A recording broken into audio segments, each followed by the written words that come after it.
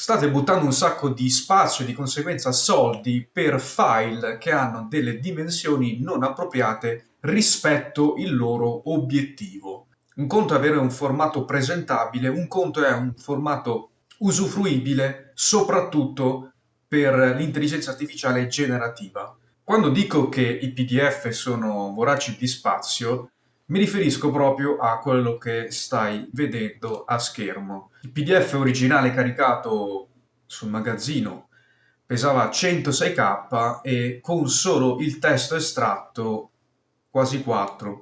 Come vedi, da qui a qui è quasi un 30x. Mi chiamo Gabriele e ho creato Staticamo, il servizio di consulenza statistica che aiuta aziende, per lo più PMI, ad aumentare il fatturato e diminuire i costi tramite vari approcci statistici. In questo caso vedrai come avere formati dati ricchi da un certo punto di vista comporta dei costi che si possono evitare dall'altro. In questo caso questo documento sono 2 pagine con forse 2 tabelle e qualche nota più di pagine, non è particolarmente ricco dal punto di vista multimediale. Infatti è abbastanza facile avere PDF che pesano svariati mega.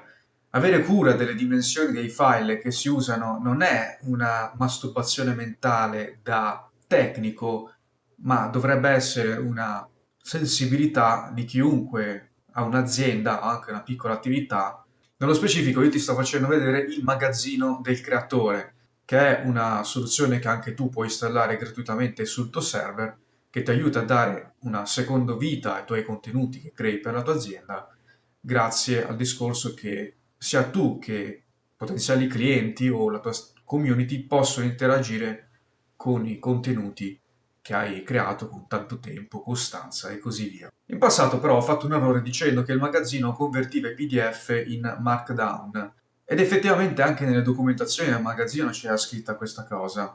Praticamente ti spiego cosa è successo. Inizialmente il piano era quello e c'era stata anche un'implementazione di questo tipo, poi però mi sono accorto che per avere la libreria che faceva questa conversione per un certo formato specifico di file, mi serviva installare una dipendenza addirittura esterna alla web app che vedi, cosa che su Windows era veramente proibitivo e quindi l'ho tagliata corta, estraendo semplicemente il testo e non un file Markdown. Qual è la differenza? Che il testo è solo il testo, come dice anche giustamente il nome. Il Markdown estrae anche la formattazione e le tabelle le sa estrarre meglio in un formato strutturato. A livello di modello statistico-linguistico cosa cambia? Che con il Markdown hai un contesto un po' più ricco, che ovviamente pesa, giusto per dire indicativamente, il 20% in più di quello che vedi qui. Quindi per questione di compromesso, semplicità e così via, qui uso soltanto l'estrazione del testo. Non che non si possa fare Markdown, ma ho fatto delle scelte che da una parte semplificano, da una parte fanno perdere un pochino di contesto. Ovvio che se tu hai PDF con solo tabelle, questa scelta che ho fatto è fortemente penalizzante.